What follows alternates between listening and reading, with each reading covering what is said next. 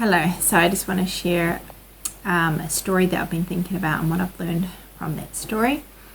So the other night, me and my children were listening to a story, and it was one of your Story Hour stories, and it was a story about Abraham Lincoln. And it was also about a 15-year-old boy, and his brother had gone away to war, and so he was very sad about that. And then his dog died, who was very special to him, and his dad had to kill the dog because it had got sick and gone crazy. But the boy was very upset at his dad for killing his dog, and so because he was so upset, he ended up running away.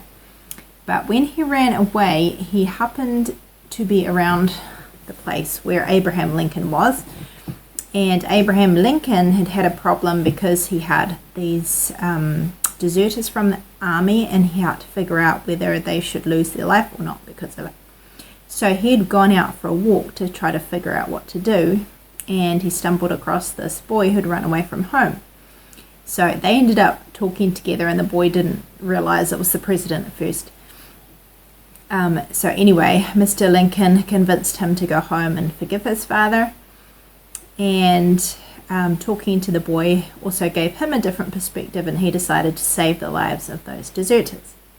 But anyway, so the boy went back home and forgave his father, but when he got home, his parents were very upset, and they just found out that his brother, who'd gone to war, was going to have to die because he'd been found sleeping on duty, on guard duty. Oh, and what I forgot to say was when the boy was talking to Abraham Lincoln gave him a card and wrote on the card that he could go and see Mr. Lincoln any time, and he signed it. So when the boy got home and he found out that what was happening to his brother, he said to his parents, "Oh, I need to go to Abraham Lincoln and I can ask him for help." And they were like, "Don't be so silly, of course you can't just go to the president." But he said, "Look, I have this card because I met the president, and he gave me this card and promised me that I could come to him with any needs that I have."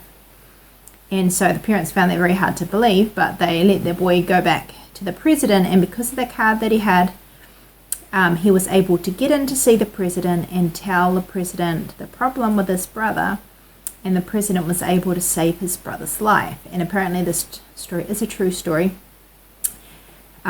So yeah, the brother's life was able to be saved. But I was just thinking about the story the other night because I was feeling burdened with a few different things, and so I had prayed about these different things, and afterwards I just felt such relief just to be able to give it all to God and just trust Him to work it out. And then I thought about the song, "What a Friend We Have in Jesus," but it says, "What a privilege to carry everything to God in prayer." And it really is a privilege, and it made me think of that story, how that boy was able to go to the president when he needed help. And that was, for him, that was such a privilege to be able to go to the person in charge of the whole United States, like the president. And yet we have an even bigger privilege. We are able to go to the president of the whole world, like to the God who created everything. We're able to go to him with every need that we have, big or little. And we have a calling card too. We have lots of them in the Bible.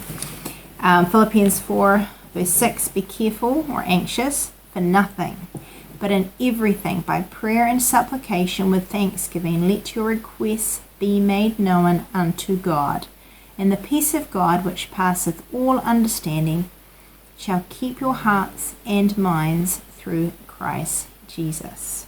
So that is our calling card, that we are able to go to the God who created the whole world, the whole earth, with all of our needs, whether big or little. And it's not just a privilege, it's actually a command. God tells us to.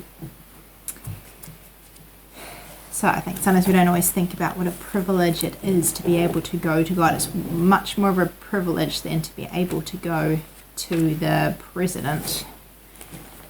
And another thing I thought of yesterday, I was reading Psalm 121. It says, "I will lift up mine eyes unto the hills, from whence cometh my help.